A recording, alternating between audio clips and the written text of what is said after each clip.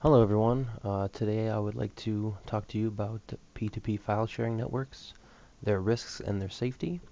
I apologize for the screen the way it is, but since I have 2013 uh, PowerPoint, it has problems with my dual screens, so it's going to have to be this way unfortunately. But thanks for bearing with me. The topics are going to be what uh, file sharing is, security software, file sharing risks, how to safely use file sharing software, and a summary. So get right into it. What is file sharing? File sharing allows users to share files online through an informal network of computers running the same software. So what that means is you and your friends can have this software on your computer. People at work use it a lot for files, but you can share videos, music, text files, any other file you can kind of think of. You can pretty much share with all your friends, coworkers. A lot of businesses will have that network set up or whatnot. I'd like to show that how to safely set one up, but it would take a lot longer than 2 minutes. So um, that's a little bit about what file sharing is. Um, so another thing important to do in the first steps of when you're thinking of file sharing is having the correct or a software for security. So the big ones are like Norton Antivirus, McAfee, AVG. If you have any other ones I don't know about, just make sure they're safe, trusted from a site or a company. But it's important to have that because of viruses, malware. They can come through any of the downloads, anything you share. It's important to know that even if it infects your computer and you think it's gone, it might still be on one of the files. Then you might not know about it. So it's important to have a security software that can check it, encrypt the file, send it to someone else if you needed to. Because if you don't think it's gone, or you think it's gone, either way, it might still be there. Someone else downloads it, and now they have it on their computer, so you really don't want to, screw your friends over on that or your coworkers. So just make sure you have the correct software and that it's updated. Here's some file sharing software that I found people are using, which is Citrix, their ShareFile, FileSnack, and a couple that was recommended not to use, which is Kazaa, iMesh, BearShare, whether it was because of illegal downloads or they have, you know, known for viruses or malware. Um, they're just one of those places that weren't recommended. As you know, a lot of people probably use file sharing networks, P2P networks, because they can get movies, music, books, anything for free nowadays. And a lot of people think that, the majority are doing it, you can't get caught. So a lot of times you hear people that get scared because they know of someone that, was fined, and it's true, people can get fined up to, I think, $250,000, spend time in jail, I think up to 2 years. Mostly it's just more of a scare tactic to make an example of someone, to let them know that they are out there. But a lot of times it's for the people that are trafficking high volumes of these videos and streaming them to other people.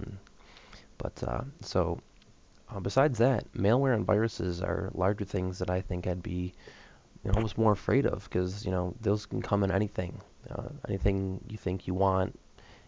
Whether it's suspicious or not, it could have malware. Which then can, like I was talking about, security software could come into your computer, attach onto one of these files, and then your friend accesses it. Thinks you gave them a virus then because they get it, then it spreads that way, and then that's also where we get into the botnets where your computer can be, you know, monitored. Like I said, someone's monitoring you.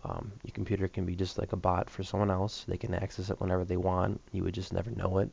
Could be doing, illegal things without you knowing it, and a lot of things get you in trouble. I mean, that wouldn't really, get you in trouble with the botnets, but it's never good to be helping out a bad cause.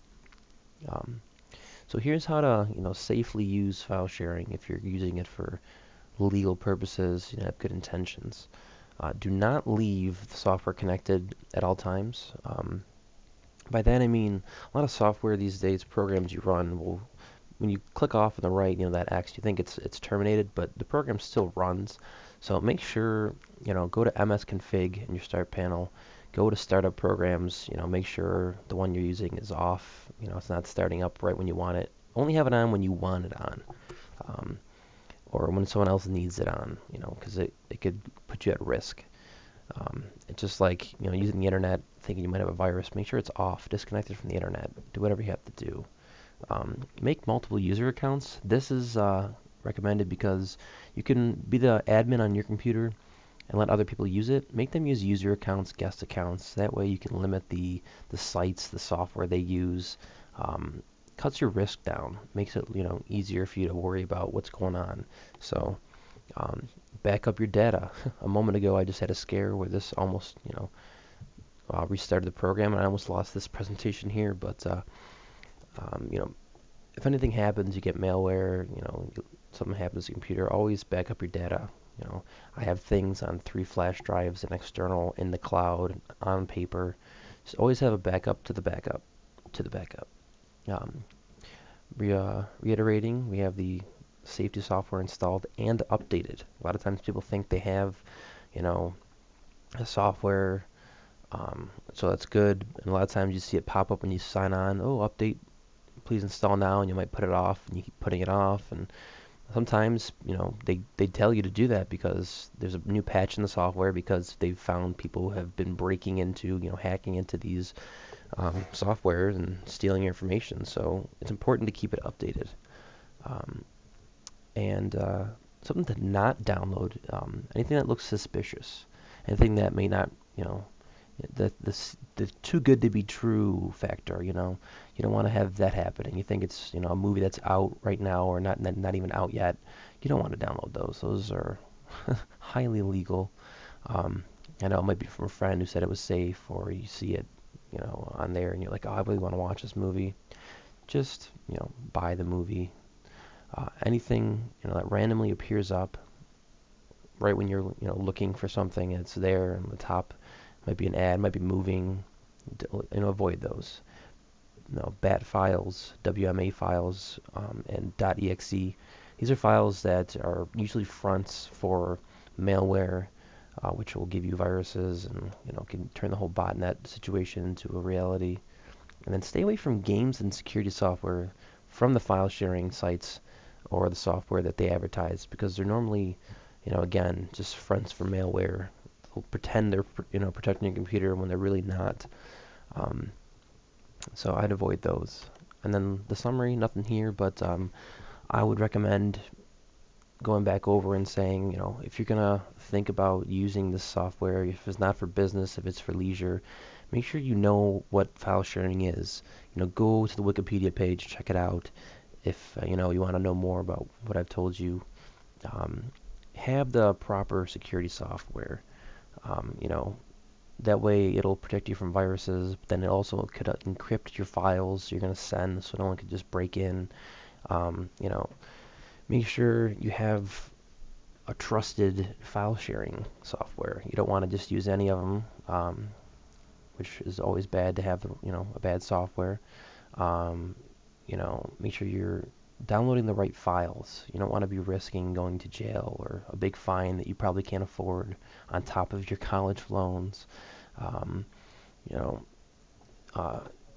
Anytime you think something might be suspicious, just try to avoid it. You don't want to have, pop-ups start flowing out of the computer and you see, a week later your computer just turns off or someone remotely accesses it or become part of a botnet, and now you're helping a community of people doing illegal activities.